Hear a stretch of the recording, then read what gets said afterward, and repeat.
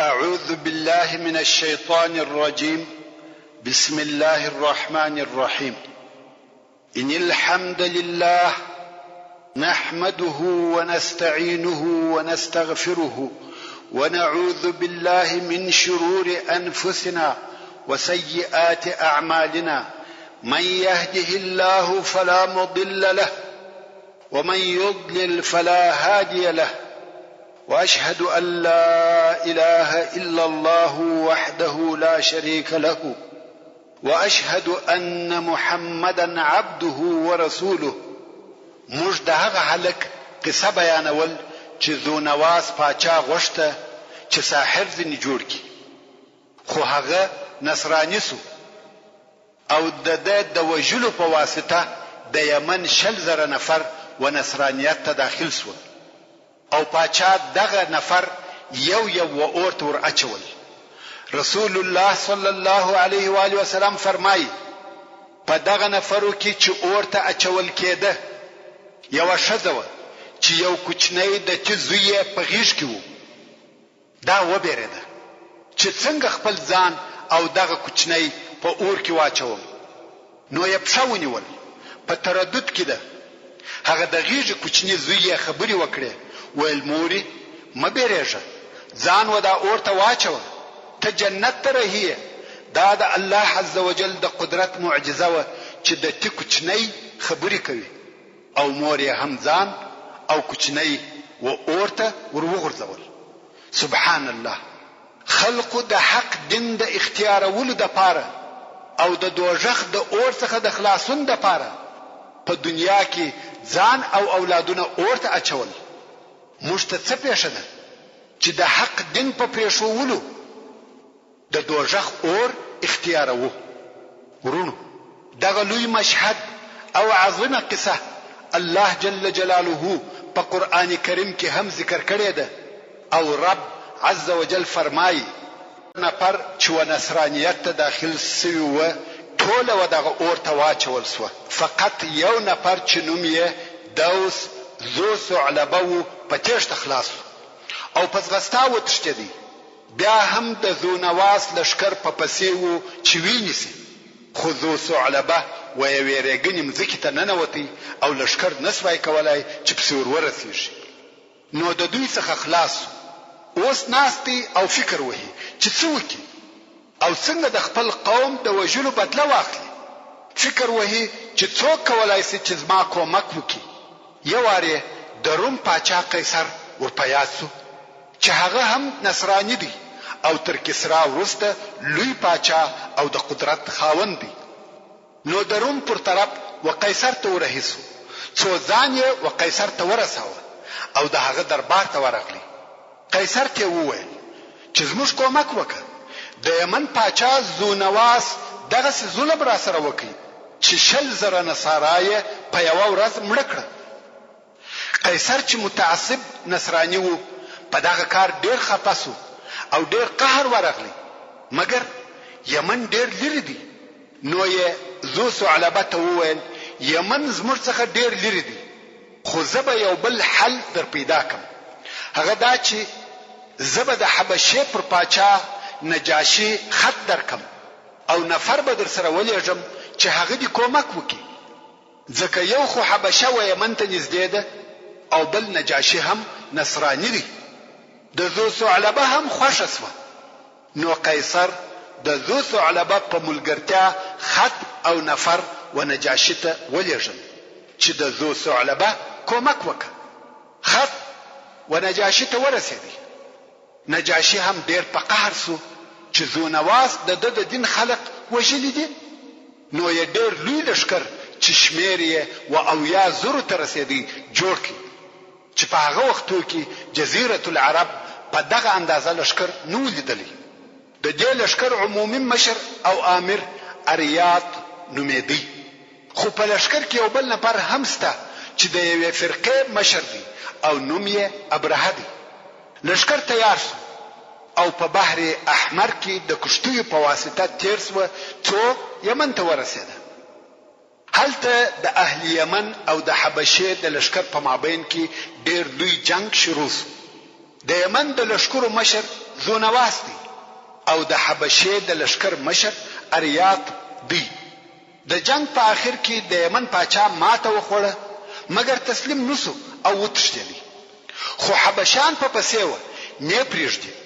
ذونواس د یوې کشتۍ په واسطه دریاب ته داخل شو. خو حبشان یې هلته هم نه پسې پریږدي.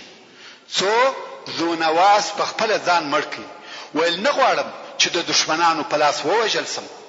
اوس نو حبشان پر یمن مسلط و او د یمن حاکم اریات دی چې و نجاشي ته تابع دی او د هغه نائب بلل کیږي. اریات ډیر ظالم و، یوازې پر اهل یمن نه بلکې پر هغه حبشانو چې د ملګری و پر هغو هم ظلم کاوه. څو خلق ډیر پتنګ سو او ابرهه چې د اریات په لشکر کې یو فرقه مشر و په دې ظلم او ستم نو راځي.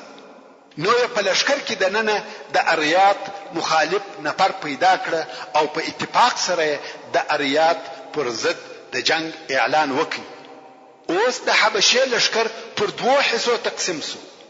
د ابرهه او اریات لشکرو د جنگ د پاره ځانونه تیار کړ او دوه لشکره مخ په مخ د جنگ د پاره تیار او آماده ولاړ دي. په دې وخت کې ابرهه و اریات ته نفر ورولېږي ویل راسه چې زه او ته خبرې سره وکړو. یو اربه دواړه به اسلحې سره کښینو او بحث به سره وکړو. شاید بیل جنگ د حل لار پیدا کړو. اریات هم قبول کړه. دوی دواړه د خبرو د پاره بیل اسلحې سره کښینستل. ابرهه ورته ویل زموږ لشکر ټول حبشان دي، که دوی سره وجنګو حبش مړه کیږي او د یمن حکم بیرته د یمن خلقو ته پاتې کیږي او دا جنگ د حبشه په ضرر تمامیږي. اریات ویل مقصد دې څه دی؟ ابرهه ویل زه او ته به جنگ سره وکړو، هر یو چې غالب شو حکم د هغه دی او هغه د یمن حاکم پاتې کیږي.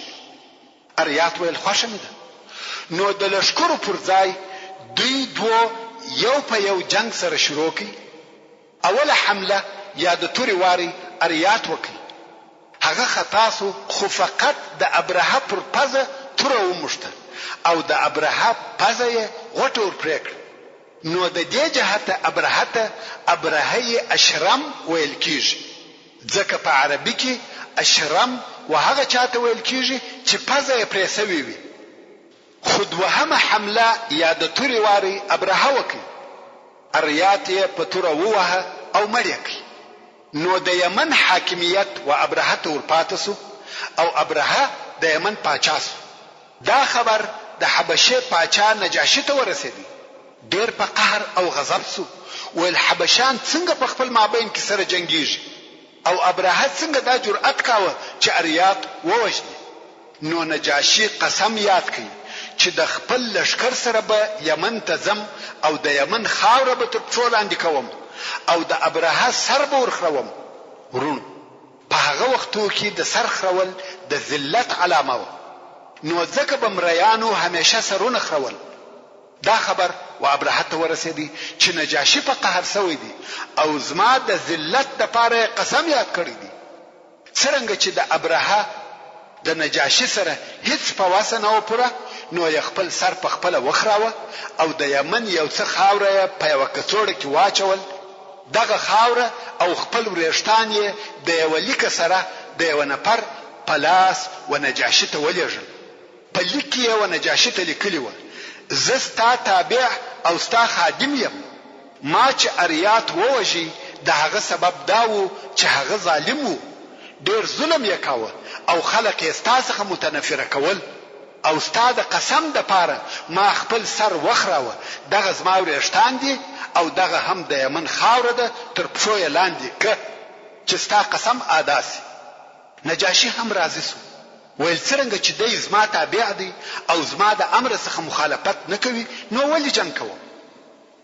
همیشه د پاچاهانو یا رئیسانو اشخاص نه دي پکار بلکې د ځان تابع خلک یې پکار دي.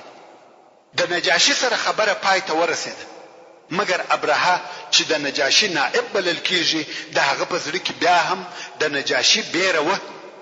نو د دې دپاره چې خپل وفا او تابعوالی نجاشي ته وشي نو یې امر وکړي چې په یمن کې یو ډېره لو او شایسته کنیسه جوړه کړي. کنیسه د نصاراو د عبادت ځای دی. څرنګه چې نجاشي نصرانی او عابد سړی وو نو ابرهه ویل په دې کار به نور هم نجاشي خوښ او راضي کم. کوم وخت چې کنیسه جوړه سوه نو یې د قلیس نوم پر کښېښاوه او نجاشي ته حال ولېږي چې په یمن کې مې یو ډېره لو کنیسه ستا په خاطر جوړه کړه او ټول عرب به مکلف کم چې ودغه کنیسې ته د عبادت لپاره راځي. بیا یې شاوخوا د عربو و قبایلو ته نفر ولېږل چې عرب هم د کنیسې په جوړېدو خبر او مکلف کې چې د حج او عبادت لپاره قلیس ته راځي. په دې جمله کې د ابرهه نفر د عربو و یوې قبیلې ته ورغله چې دلته اهل نسی اوسېدل. اهل نسی څوک او د دې نامه څخه مقصد څه؟ ورونو د نسی د لفظ ترجمه تاخير او زندول دي. نسأ شيء يعني یو شی وزنداوه. الله جل جلاله د سوره التوبه په 10 نمبر آیات کې فرمایي انما النسيء زياده في الكفر، يعني بشک چې دغه زندول نور هم په کفر کې زیاتوالی دي. نو دغه اهل نسی څوک و او څه وظیفه درلوده؟ ورونو د دغه خلقو پیژندل یو څه نورو معلوماتو ته ضرورت لري. هغه دا چې کم وخت چې الله جل جلاله ټول عرب د ابراهیم علیه السلام پر دین کړه او په ټولو عربو کې بیل دین څخه د ابراهیم علیه السلام بل دین نو، ټول عرب موحدین و. خو بیا په قرار د دین عالمان کمیدل او د دین صحیح او اصلي احکام هم ورسره پټېدل او په دین کې نور شیان د دین په نامه داخليدل. نو خو بیا هم پر دې سربېره د ابراهیم علیه السلام د دین یو څه آثار پاتو لکه حج، عمره او یو څه نور شیان چې د هغې جملې څخه یو هم د حرامو میاشتو عزت و. یعنی الله جل جلاله د خلقو د حساب د پاره 12 میاشتې پیدا کړې چې د هغو څخه په 4 میاشتو کې الله جل جلاله جنگ او تجاوز منع کړی دی او دغه 4 میاشتو ته اشهر حرم ویل کیږي، یعنی حرام میاشتې. او هغه 4 میاشتې دي: رجب، ذوالقعده، ذوالحجه او محرم. اوس د ابراهیم علیه السلام په دین کې په دغه 4 میاشتو کې جنگ او تجاوز حرام او ناروا و، مګر د خپل ځان څخه دفاع جائز او روا و. او هر جنگ چې په دغه حرام میاشتو کې په عربو کې پیښ شوی دی، عربو هغه جنگ ته حرب الفجار وایي، یعنی د فاجرانو جنگ. ځکه دا کار د الله جل جلاله پر حرماتو تجاوز او دا کار فاجرانو کاوه. او د فجار جنگونه 5 دي، یعنی عربو په خپل ټول تاریخ کې په دغه حرام میاشتو کې 15 واره جنگونه کړي دي. او د فجار په 5م جنگ کې رسول الله صلی الله علیه و آله وسلم هم ګډون یا اشتراک کړی دی چې دا هغه وخت وو چې د حوازن قبیله په حرام میاشتو کې پر مکه مکرمه حمله وکړه او قریش د خپل ځان د دفاع لپاره د هغو سره جنگ کاوه او دفاع خو بیا جائزه او روا وه. څرنګه چې دا جنگ د رسول الله صلی الله علیه و آله وسلم تر بعثت او رسالت د مخه او رسول الله صلی الله علیه و آله وسلم هم په عمر کم وو، نو په دغه جنگ کې خپل اکاګانو ته غشي ورکول. په حدیث شریف کې راغلی دی چې رسول الله صلی الله علیه و آله وسلم فرمایي ما د فجار په ورځ د حوازن په حمله کې خپل اکاګانو ته غشي ورکول. نو عربو د ابراهیم علیه السلام د دین سره برابر په دغه 4 میاشتو کې جنگ او تجاوز نه کاوه. خو د بل طرفه د عربو ژوند او کاروبار پر دغه جنگو ولاړو. که جنگ نه وای خواړه نه و، یوې قبیله به پر بلې قبیله حمله کول، د هغو خوراکي مواد، سامانونه او حیوانات به په غنیمت اخیستل او بندیان به ځینې نیول چې هغه به بیا د مریانو پر قسم خرڅول. دغه د دوی ژوند تجارت او کاروبار و. قانون د ځنګلو هر زورور به کمزوره خوړی. بیل جنگ د دوی ژوند په لوږه او مسکنت تیرېدی او په دې څلورو میاشتو کې پر دوی جنگ منع و. خیر رجب خو یوازې میاشت وه. دوی د جنگ څخه صبر کولای شوای، خو هغه نور درې میاشتې ذوالقعده، ذوالحجه او محرم سره پسې وې. دغه درې میاشتې جنگ نه کول و دوی ته سخته تمامېده. نو یې دغه مشکل د حل دپاره یوه لار وسنجول چې هغه د حل لار داسې وه چې عربو یوه قبیله اختیار کړه او دې قبیلې ته د میاشتو د اړولو واک او اختیار ورکړي چې دوی کولای شي چې یوه میاشت په بله میاشت واړوي. مثلا دوی کولای شي چې د محرم میاشت چې جنگ پکښې حرام دی په سفره واړوي، نو جنگ جایز او روا سو. او بیا د سفر میاشت د محرم میاشت وبولي، یعنی حلاله میاشت و حرامي ته واړوي او بیا د هغې پر ځای هغه حلاله میاشت حرامه کړي. خو دغه د میاشتو اړول یوازې اهل نسی کولای شوای، دا د بل چا کار نه و. اوس چې اهل نسی مو در وښول نو به بیرته هغه خپلې قصې ته راسو. کوم وخت چې د ابرهه امر دغه د اهل نسی قبیلې ته راغلی چې تاسې به د حج او عبادت دپاره قلیس ته راځئ، یعنی هغه کنیسې ته چې ابرهه جوړه کړې ده، نو دغه قبیلې سره وویل ابرهه قلیس جوړ کړي، غواړي چې دا به د کعبې شریفې په عوض کې د خلقو د عبادت ځای وي. دا هیڅ امکان نه لري. نو دغه اهل نسی څخه یو نفر و یمن ته ولاړ او قلیس ته ورننوتی. په هر قسم سره چې وو یو فارغ وخت یې پیدا کړ او په قلیس کې انساني ضرورت ادا کړ، یعنی ګنګي او مرداري پکښې وکړ. په هغه سره د قلیس ټول دیوالونه ولړل، ټوله کنیسه یې مرداره کړه او وتښتېدی. دا خبر شاوخوا نشر سو. په خپله ابرهه راغلی او دا ښایسته منظره یې ولیده. ډېر قهر ورغلی، ویل دا کار چا کړی دی؟ خلقو ویل دا د اهل نسی د قبیلې څخه یو نفر و چې دغه خلق د کعبې شریفې ډېر عزت کوي. ابرهه چې کعبه شریفه نه پیژندل ویل کعبه څه شي ده؟ خلقو ویل کعبه یوه د ډبرو خونه ده چې ټول عرب او نور خلق د حج دپاره ورته راځي. د یمن خلقو د کعبې شریفې په باره کې ابرهه ته نور معلومات هم ورکړ. ابرهه ته دا معلومه سوه تر څو چې کعبه شریفه موجوده وي د ده قلیس ته څوک د حج او عبادت دپاره نه راځي. نو یې د کعبې شریفې د نړولو نیت او اراده وکړه چې باید کعبه شریفه ونړو. اوس نو ابرهه د کعبې شریفې د نړولو دپاره د یوه لوی لښکر د جوړولو امر وکړي. وایي غواړم چې کعبه شریفه ونړو. لښکر تیار او آماده سو. ابرهه د لښکره سره د یمن څخه د مکې مکرمې پر طرف رهي سو او خپل زوی پر خپل ځای د یمن حاکم پرېښاوه. او په لښکر کې پر نورو فیلانو علاوه یو بل ډېر لوی فیل هم را رهي کړي چې پر دغه فیل یې د محمود نوم ایښی او دا یې اراده وه چې په دغه فیل به کعبه شریفه نړوم. په لار کې د عربو قبیلې د ابرهه مخ ته راووتې، غواړي چې دوی د دغه کار څخه منع کړي، ځکه د عربو قبیلې د ده تر حکم نه وې لاندې. نو د عربو د مشرانو څخه یو مشر چې نوم یې ذونفر و یو لښکر جوړ کړي او د جنگ دپاره د ابرهه مخ ته ورووتی. خو د ذونفر لښکر دونه نه و چې د ابرهه سره وجنګېږي.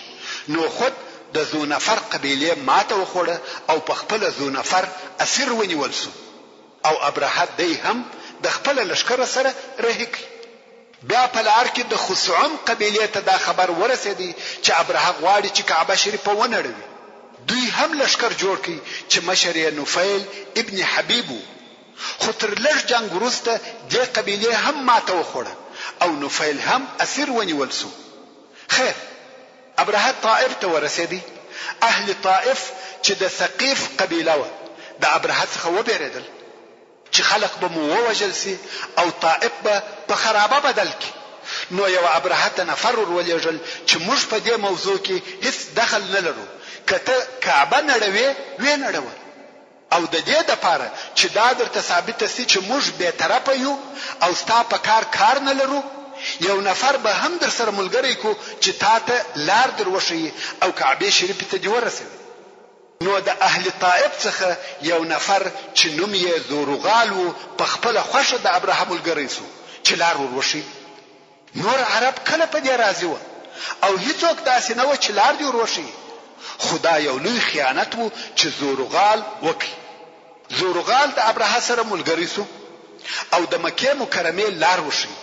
کوم وخت چې مکې مکرمې ته نږدې سوه زورغال په لار کې مړ سو او هلته د مکې مکرمې او طائف په مابین کې ښخ کړه سو او د ده قبر د عربو دپاره د ډبرو د ویشتلو ځای وګرځېدی.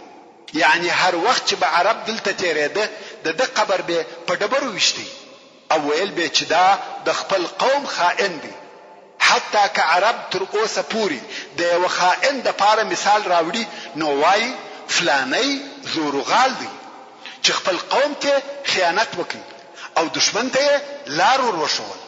بیا نو ابرهه د مکې مکرمې و اطرافو ته ورسېدی او هلته د مکې مکرمې سربانانو د قریشو اوښان پیول.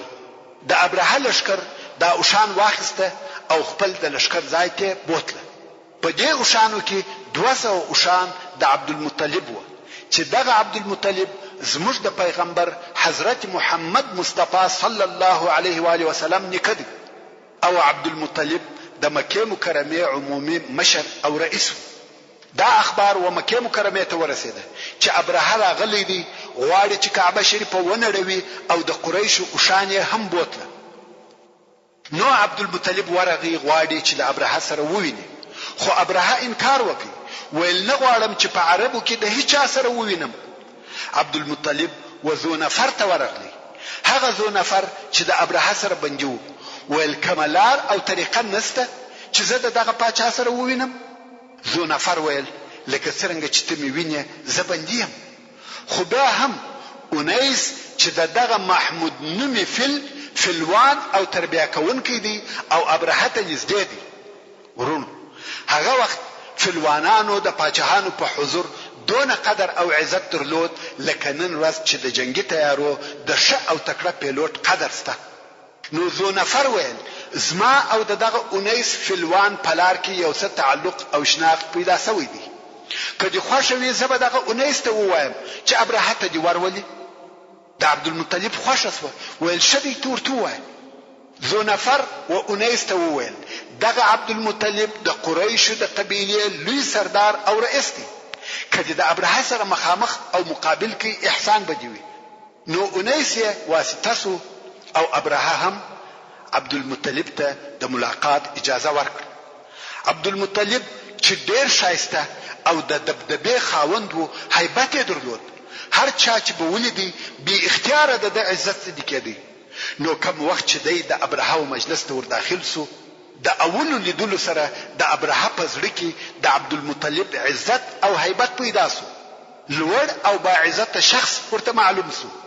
ابرهه چې پر یو مخصوص تخت کښېنستی کوم وخت چې عبدالمطلب ولیدی زړه یې ورته وویل چې عبدالمطلب هم پر دغه تخت ورسره کښېنوي.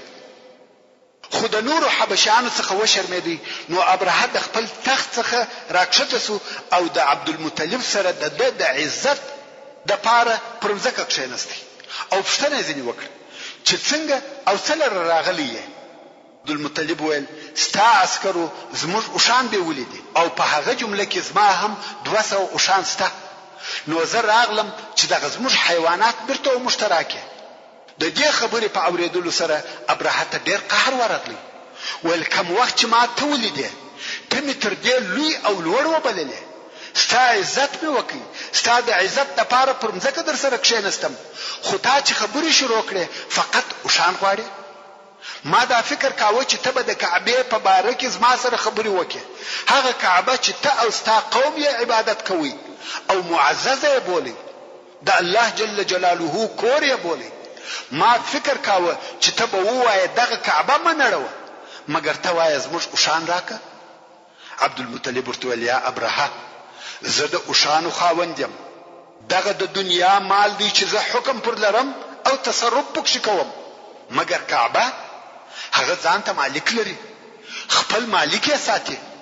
د کعبه په باره کې تپوسه او کار دی کدا د الله جل جلاله کور وو هغه الله جل جلاله یې ساتي. ابرهه ته دا خبره عجبه ښکاره سوه او امر یې وکړ چې د قریشو اوښان بیرته ورکړي. او بیا یې عبدالمطلب ته وویل موږ د دې دپاره نه یو راغلي چې تا او ستا قوم ته آزار در ورسوو. زموږ کار د دغه خونې سره دی، غواړو چې دغه خونه ونړوو. که ته د ځان او ستا د قوم دپاره نجات غواړې نو تاسې د ښار څخه ووځئ چې زموږ د آزار څخه خلاص شئ. کوم وخت چې موږ دغه خونه ونړول بیا بیرته تاسې مکې ته راسئ. خیر عبدالمطلب د ابرهه څخه رهیسو او مکې مکرمې ته ولاړی. اهل مکه یې امر کړه چې د مکې څخه ووځي. د مکې مکرمې خلق هم د ښار څخه ووته او پر هغه نږدې غرو ورته کښېنسته. ګوري چې څه پیښیږي. د مکې مکرمې ښار د خلقو څخه خالي پاته سو. په هغه معینه ورځ چې ابرهه ټاکلې وه د ابرهه په امر لښکر سره د فیله د کعبې شریفې پر خوا حرکت وکړي. غواړي چې کعبه شریفه ونړوي. فیل سره د لښکره د کعبې شریفې و طرف ته ورهیدي. د مکې مکرمې خلق د غرو څخه ورته ګوري. کوم وخت چې فیل او لښکر تر مزدلفې تیر سوه دلته یوه شیله ده چې وادي محصر ورته ویل کیږي او تر دغه شیلې وروسته مینا شروع کیږي. یعنی دغه شیله د مینا او مزدلفې په مابین کې واقع ده. فیل او لښکر چې و دغه شیلې ته ورسېده په دغه وخت کې هغه نوفیل ابن حبیب چې د ابرهه سره بندي و ځان خلاص کړي او په ځغستا د فیل و طرف ته ورغلی. د فیل په غوږ وځړېدی او پر نار یې کړه پرېوځه محموده پرېوځه دا د الله جل جلاله کور دی. فیل هم زنګون کټ کړي پرېوتی. دلته نو د ابرهه نفر راغله چې فیل ولاړ کړي. خو فیل چې هر څه ولاړوي نه ولاړېږي. کشویه وهیه فیل حرکت نه کوي. څو هغه اونیس فیلوان راغلی. د فیل مخ یې بل طرف ته واړاوه. فیل ولاړ سو او ځي. فیل چپه راسته د شا پر طرف هرې خواته ځي چې دوی غواړي و هغې خواته ځي. خو مخ پر کعبه شریفه هیڅ حرکت نه کوي. خلق په تعجب کې دي. دوی په فیل اخته دي. مخ یې یوې خوا بلې خوا ته اړوي چې د لرې په اسمان کې د مرغانو یو سیل راښکاره سو چې د اسمان مخ یې ټوله نیولی دی. خلق په تعجب کې سوه چې دا څه شي دي. کوم وخت چې رانږدې سوه معلوم سوه چې دا د ابابیل مرغان دي. د ابابیل مرغان دونه کوچني دي لکه کوچنی چوغکې. لوی او غټ مرغان نه دي او د هر مرغه سره درې د خټو څخه جوړې سوي ډبرې ورسره دي او دا ډبرې دونه کوچنۍ دي لکه د نخود یا ماشو دانې. هر مرغه یوه ډبره په مشوکه کې نیولې ده او دوې ډبرې یې په پښو کې نیولې دي په منګولو کې. کوم وخت چې دا مرغان د ابرهه و لښکر ته راورسېده نو یې د ډبرو په ویشتلو شروع وکړه. د دغه لښکر څخه چې هر یوه ته ډبره ور ورسېږي سبحان الله لکه یو میکروبي مرض چې یو بدن ته داخل سي. غوښې یې تویېږي ویلې کېږي او لویږي تر څو چې مړ بسو. نو د ابرهه لښکر یو په بل پسې وژل کېده. ابرهه چې دا حال ولیدی په ځغستا سو تښتي. مګر د الهي لښکر څخه خلاصېده نسته. الله عز وجل پر ده یو مرض مسلطه کوي چې د هغه په واسطه یې د لاس ګوتې ولوېدې او ډنګرېدی. و یمن ته په داسې حال کې ورسېدی چې دونه سوی و لکه یو د چرګ چیچی او هلته مړ او هلاک سو. دا واقعه د محرم په میاشت کې پیښه سوه او د رسول الله صلی الله علیه و آله وسلم تر ولادت 50 ورځې د مخه وه. دغه د فیل او ابابیل واقعه الله جل جلاله په قرآن کریم کې موږ ته بیان کړې ده او په سورة الفیل کې فرمایي دا واقعه د الله جل جلاله د قدرت معجزه وه. د دې واقعې خبر د هغه وخت په متمدنو او لوی مملکتو کې لکه فارس او روم نشر سو. ځکه ابرهه په یمن کې د نجاشي نائب و او حبشه بیا د روم د حکومت سره ټینګ او نږدې تعلقات درلوده. نو روم د حبشه د لارې په دغه واقعه خبر سو او فارس چې همیشه به د روم او د هغه د حلفاو یا متعاهدینو خبرونه د جاسوسي د لارې لاس ته راوړل او هغه ته به همیشه په خزه کې ناست و دا خبر ورسېدی او د هغه وخت د مځکې د مخ هغه لوی او پرمختللي مملکتونه هم دغه دوه نو دغه واقعي ټول عالم وزان ته متوجه کی او عالم یې د بیت الله په شرف په او خبر کی عالم ته دا معلومه سو چې الله جل جلاله دغه ځای مقدس کړی دی لکه دا چې دغه ځای څخه د رسول الله صلی الله علیه و آله وسلم دراتګ مقدمه و او عالم ته دا ورښکاره کړه کله دغه ځای د اهل څخه یو څوک د نبوت دعوه وکړي دا به عیناً هغه شی وي چې دغه واقعي تقاضا ده او دغه ځای څخه به د نبی راوتل دغه پټ حکمت تفسیر او بیان وي چې الله جل جلاله ولی د مکه مکرمه مشرکان د هغه وخت پر اهل ایمان چې نصارا و په داسې طریقه کامیاب کړه چې د اسباب تر قدرت لوړ خبره و تاسو په هیڅ چې د ابراهه لشکر څونه پرو شپېته زره نفر د ابراهه د لشکر تعداد او دا ټول په کوچنی مرغانو هلاک شو نو خود دا واقعه دغه ځای څخه د نبی دراوتلو مقدمه و خیر د دې واقعې په لیدلو سره د کعبه شریف عزت د عربو په زړه کې نور هم زیات څنګه چې عربو جنتري نه درلوده نو دوی به د یوې لوی واقعې په پیښېدو سره خپل تاریخونه پیژندل مثلا فلانی کار د حرب الفجار الاولى د مخه یا ورسته پیښ دغه یو لو واقعه چې به د دوی په ژوند کې پیښه شوې و په هغه به نور تاریخونه شول نو دغه د فل واقعه هم د عربو د پاره تاریخ وګرځیدي مثلا فلانی کار د فل تر کال یو کال د مخه وس یا فلانی کار د فل تر کال 2 کال ورسته وس ورونو اصلا د دنیا ټول تاریخونه همداسې دي میلادي تاریخ د عیسی علی السلام په زیږیدلو شروع شوی دی او زموږ مسلمانانو تاریخ د رسول الله صلی الله علیه و آله وسلم په هجرت سره شروع شوی دی زموږ په وطن کې به هم داسې ویل کېده فلانی کار د وبا په کال وسو یا فلانی کار د بلوا په کال وسو د سکاوی په کال یا د ترکی په کال داسې وسو مقصد دا چې د فل کال هم د عربو د پاره تاریخ وګرځیدي او رسول الله صلی الله علیه و آله وسلم د فل په کال او د فل تر واقعې 50 ورځې وروسته و دنیا ته تشریف راوړی دی شه اوس خو ابراهیم مرسو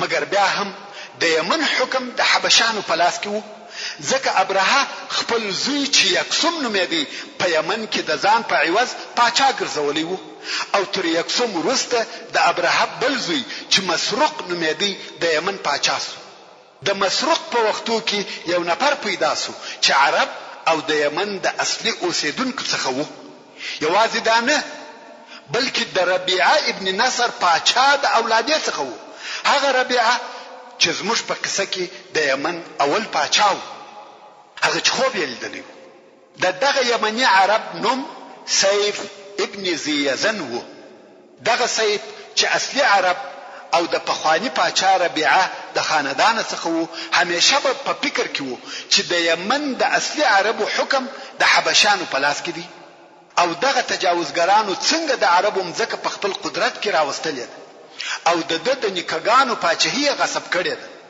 نو یې نیت وکړي چې یو څه وکړي او د حبشانو څخه پاچاهي بیرته واخلي مګر د په خپل په حبشانو هیڅ زور نه رسېدی نو به همیشه په فکر کې وو او په چاره پسې ګرځېدی څو ودې نتیجې ته ورسېدی چې دی باید د روم د پاچا قیصر څخه کومک وغواړي نو د دې مقصد د پاره شام ته ولاړی او د قیصر ملاقات ته ورغلی قیصر چې د غشتنه واورېده د دې سور هرکلی وکي او د غشتنې ته منفي جواب ورکړي یعنی د کومک وعده نور سره وکړ او د دې سبب داو چې قیصر نصرانی وو او حبشان هم نصارا وو قیصر نه غوښته چې د نصاراو په مقابل کې د اهل یمن کومک وکړي کوم وخت چې سیف ولید چې د قیصر څخه شی لاس ته نور دی نو یې فکر وکړي چې د یو عرب پاچا څخه کومک وغواړي په دغه وخت کې نعمان ابن منذر چې په عراق کې با قدرت پاچا وو ورپیاس او دغه پاچا هم د ربيع ابن نصر د اولادې څخه وو. هغه ربيع ابن نصر چې خوب یې لیدلی وو او خپل پاچاهي او اولادای د یمن څخه عراق ته نقل کړی وو. نو د سیف ابن زیزن په فکر کې دغه نعمان ابن منذر پاچا ورګرځیدل او د روم څخه مخ پر عراق رهیسو څو نعمان ابن منذر پاچا ته ورغله خپل او د یمن حال ورته وای. نعمان ابن منذر ورته ویل د حبشانو حکومت ډیر قوي دی او زما زور نه پرسیږي، خو کستا خوشوي د حل یو بل لار سته. هغه دا چې زه په کال کې یو وار وکسرا ته چې د فارس پاچا دی ورځم او د هغه په حضور مشرف کېږم. کستا خوشوي ته د لې صبر وکړه، کوم وخت چې زما د تګ وخت راغلی ته به هم زما سره د کسرا ملاقات ته ولاړ سې او هلته به وکسرا ته خپل شکایت بیان کړي. سیف ابن زیزن چې بل چاره نه درلوده ویل شد. نو دالته په حیره کې د نعمان ابن منذر سره تر هغه پاتې سو چې د نعمان د تګ وخت راغلی. نو یې سیف هم د ځان ملګری کی او فارس ته د کسرا د ملاقات لپاره ولاړ. اوس به د کسرا د دربار او مجلس شکل او عادت درته بیان کوم وخت چې به خلق وهغه سالون ته ور داخل سو کم چې د کسرا ملاقات پکښ کېدی نو به خلق په ولاړ و نه بکښنستل او پر هغه ځای چې کسرا کښنستی د هغه و مخته پرده و او هغه ځای نسبت و دغه نور سالون ته لوړ او پر دغه لوړ ځای بیا د کسرا تخت چې په قسم قسم جواهرو شایسته سوی وو پروت وو او پر دغه تخت سربیره یو د سرو زرو د پاچاهۍ تاج زړېدی چې دا تاج تر اندازې زیات لوی وو. ویل کېږي چې د دې تاج وزن 90 کیلو او دا تاج د سرو زرو په زنجیرانو لوړ پچت پورې تړل شوی وو. تر دغه تاج لاندې د کسرا تخت او د ناست ځای وو. د ده او د خلقو په مابین کې پرده و. دا پرده به نه ایسته کېده تر څو چې کسرا براغلی او پر هغه خپل خاص د جواهرو پر تخت بکښینستی او هغه تاج چې د دروندوالي په سبب د پر سر نسوای ایښولای نو بدای تر هغه لاندې کښینستی او هغه به پر سر برابر کړي. بیا به هغه پرده چې د ده او د خلقو په مابین کې و کشف شو. خلق خو به په ولاړ کوم وخت چې به د کسرا دغه عجیب او شاندار شکل او منظر ولیدي نو به ټول سجده ورته وکړه. العیاذ بالله. حتی پاچاهانو هم سجده ورته کول. دغه نعمان ابن منذر هم سجده ورته کول. اوس نو سیف ابن زیزن په دغه مجلس کې د کسرا د ملاقات په انتظار ولاړ دی. څو چې پرده پورته سو او ټول خلق پر سجده پریوتل به له سیف څخه د سجده و نکړه فقط سر یې وشوراو. کسرا ته قهر ورغلی ویل دا احمق څوک دی چې ماته سجده نه کوي. ورونو کبر او غرور د انسان څخه هر څه هېروي. که یو څه فکر وکړو آیا هغه څوک چې خواړه خوري او بیا د هغو د استلو ضرورت ورته پیښیږي د دې وړ او لایق دی چې عبادت یې وسي او یا دې هغه رب وبلل سي؟ خیر فورا سیف ورته راوستل سو. کسرا ویل ولې دې سجده ونه کړه؟ سیف ویل هغه غمونه چې زما سره سته هغه د کسرا د سجدې څخه مشغوله کړم. کسرا ویل څه غمونه لري؟ د خپل بیان ورته وکي چې حبشانو د یمن ځکه اشغال کړی ده. د پلرو او نیکګانو ملک او پاچاهي ځنې غصب کړی دي او زه راغلم چې ستاسو څخه کومک وغواړم چې یمن د حبشانو څخه راخلاص کړي. کسرا و خپل مشاورینو او وزیرانو ته مخ ورواړاوه. ویل څه وایست؟ هغه ورته ویل دا یې موږ یمن د حبشې څخه خلاص کړي او دته مو ورتسلیم کړي. نو موږ څه فائدہ وکړه؟ د عربو په مځکه کې کم د فائدې شي نسته چې موږ د هغه د پاره د کسرا لشکر و یمن ته ولېږو. کوم وخت چې زموږ مصلحت او فائدہ نه وي نو د لشکر لېږل به فائدې دي. تر دې مشورې وروسته کسرا د سیف د کومک کولو څخه انکار وکړ. ورونو نن ورځ هم د دنیا د لویو او قوي مملکتو دا قانون او عادت دی په کمل کې چې خپل خاص ګټي او فائدې ونه لري هغه څه ونه څېړي حساب ورته ونه کوي هیڅ کله خپل عسكر او فوجونه هلته نه لیږي خدا چې ځینې کسان د هغو په هدف او مقصد نه پوهیږي او یا ځان نه پوهوي دا د هغو جهالت دی کنه هیڅوک خپل عسكر د بل په ملک زما او استاد لپاره نه وژني خیر څنګه چې کسرا پاچاو او نه غوښته چې څوک په خالی لاس پریږدي نو یې امر وکړي چې ودته د سپینو زرو 10,000 درهمه او یو ښه جوړه کالی ورکړي فورا دا پیسې او کالی ورکړه سو مګر سیف د دې لپاره نور راغلی چې پیسې واخلي بلکې هغه د یمن پاچاهي غوښته کم وخت چې سیف د کسرا د قصر څخه راووتی دستیه دغه پیسو په ویشلو شروع وکړ خلق پر راټول دي او د پیسې ورکوي دا خبر و کسرا ته ورسېدی چې هغه نفر پیسې و نور خلکو ته ورکوي کسرا ویل دا ځوان د یو حاله خالی نه دی بیرته راولي سیف چې راوستي کسرا ویل ما وتا ته هدیه درکړه او تا هغه و خلکو ته تقسیم کړه د دې څه سبب دی سیف ویل ای شاهنشاه زه د سرو او سپینو زرو سره علاقه نه لرم زه د داسم ځکه څخه راغلی یم چې غرونه سره او سپین زر دي په دې خبره د غوښته چې په کسرا کې طمع پیدا کی او د کومک وکي ویل زه د بل غرض د پاره راغلی وم زما زر نه دی پکار دلته په کسرا کې هم طمع پیدا شو بیا یې د مشاورینو سره مشوره وکړه هغه ورته ویل موږ خو تر اوسه پورې نو خبر چې په یمن کې سره او سپین زر سته دا نوې خبر دی کسرا وویل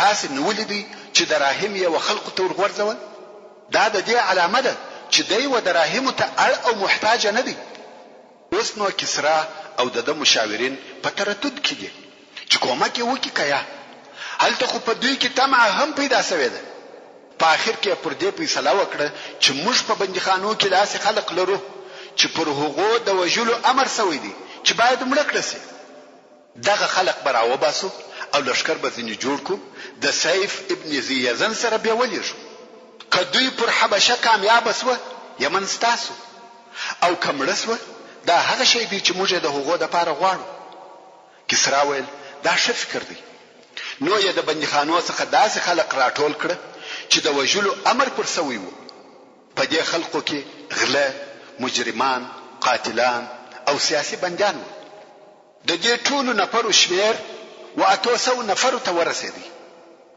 او یو نفر یې د خپل صاحب منصبانو څخه د دې مشر مقرره کړ چې نوم یې اخرز په جنگ په قوي او تجربه کار سړی وو نو یې دغه 800 نفر څخه لشکر جوړ کړ او د سیف ابن زیزن په ملګرتیا یمن ته ولېږل دغه نفر په اتو کشتیو کې سپاره شو اول فرات ته ور داخل شو او بیا خلیج العرب ته او بیا بحر العرب ته تر څو چې وعدن ته ورسېده او حبشان ته هم دا خبر ورسېدی چې د کسرا لشکر را رهیدي هغه هم د لشکر په جوړولو شروع وکړ سیف ابن زیزن هم په یمن کې د هغه خپل طرفدارانو پر راټولولو شروع وکړ کوم چې عرب او د یمن خلق و او د حبشانو حکم یې نو خوش چې دغه فارسیانو د لشکر کومک وکړي بل اخره دغه دوه لشکرو په مابین کې جنگ شروع شو چې یو د حبشه لشکر وو او بل د فارسیانو د حبشه د لشکر مشر په خپل مسروق د یمن پاچاو چې د ابرهه زوی او د فارسیانو د لشکر مشر اخرز محترم ورونو زموږ د بحث پاتې حسابه ان شاء الله تعالی پراتون کې واوري سبحان ربك رب العزة عما يصفون وسلام على المرسلين والحمد لله رب العالمين